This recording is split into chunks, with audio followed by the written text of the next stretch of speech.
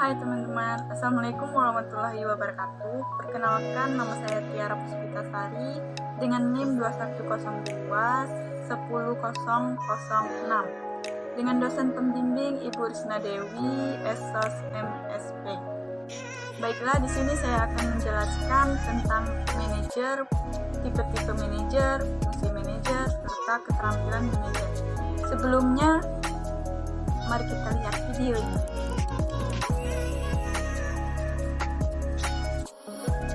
Baiklah, saya akan menjelaskan tentang pengertian manajer. Apa sih manajer itu? Nah, manajer itu adalah seseorang yang melakukan suatu pekerjaan dengan mengkoordinasi semua aktivitas-aktivitas untuk meraih apa yang menjadi tujuan perusahaan atau organisasi guna mencapai sasaran. Adapun tipe manajer ada 3, yaitu manajer lini pertama atau juga disebut first line manager. Dikenal dengan istilah manajer operasional, merupakan manajer tingkat yang paling rendah yang bertugas mengawasi dan memimpin karyawan non-manajerial yang ada di dalam proses produksi. Mereka sering disebut penyelia atau superior, manajer fisik, manajer area, dan manajer kantor, serta mandor. 2. Manajer tingkat menengah atau middle manager. Itu berada di antara manajer lini pertama serta manajer puncak. Tugasnya itu ialah sebagai penghubung antar keduanya.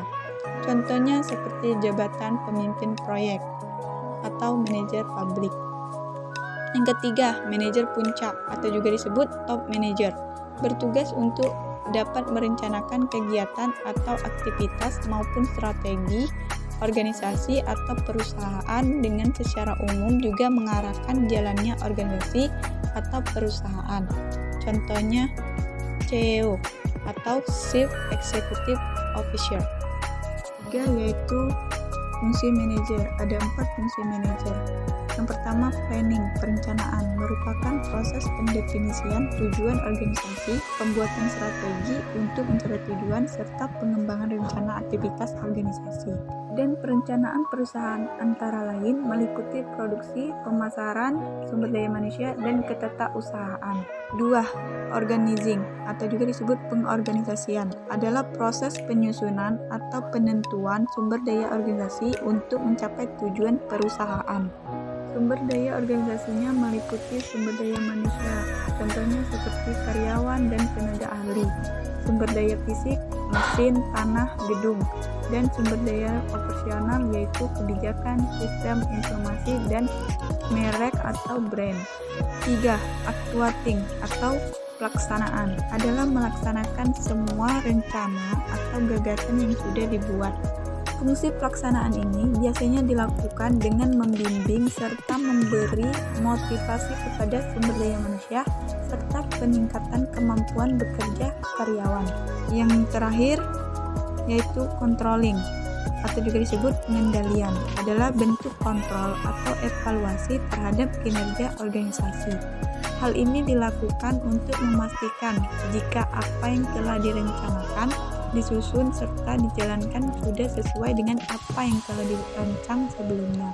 Penjelasan yang terakhir yaitu keterampilan manajerial. Ada 5. Yang pertama, keterampilan konseptual ialah melibatkan seluruh pengetahuan dan kemampuan dalam berpikir secara abstrak dan mampu merumuskan beragam ide-ide.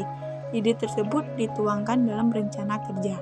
2. Keterampilan berhubungan dengan orang lain, di mana maksudnya itu ialah kemampuan manajer untuk berinteraksi secara efektif dan anggota organisasinya serta membangun pemahaman dan usaha kooperatif dalam tim yang dipimpinnya. Jika seorang manajer yang memiliki kemampuan komunikasi yang persuasif, bersahabatan, dan kebapakan akan membuat karyawan merasa dihargai dan kemudian mereka akan bersikap lebih terbuka terhadap atasannya. Yang ketiga, yaitu keterampilan teknis, memiliki kemampuan dalam bidang informasi, teknologi, atau bidang lainnya, merupakan keunggulan atau nilai-nilai lebih bagi seorang manajer.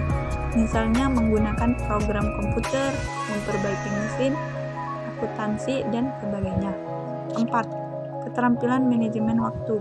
Kita harus mampu mengalokasikan waktu untuk mendapatkan hasil yang optimal. Dengan kemampuan seorang manajer untuk menggunakan waktu itu yang dimilikinya secara bijaksana agar tidak terbuang sia-sia. Yang kelima, yaitu keterampilan membuat keputusan. Kemampuan ini untuk mengidentifikasi masalah dan dapat meninjau secara komprehensif termasuk memberikan solusi dalam memecahkan masalah. Itulah penjelasan dari saya. Mohon maaf bila ada kesalahan. Wassalamualaikum warahmatullahi wabarakatuh. Terima kasih.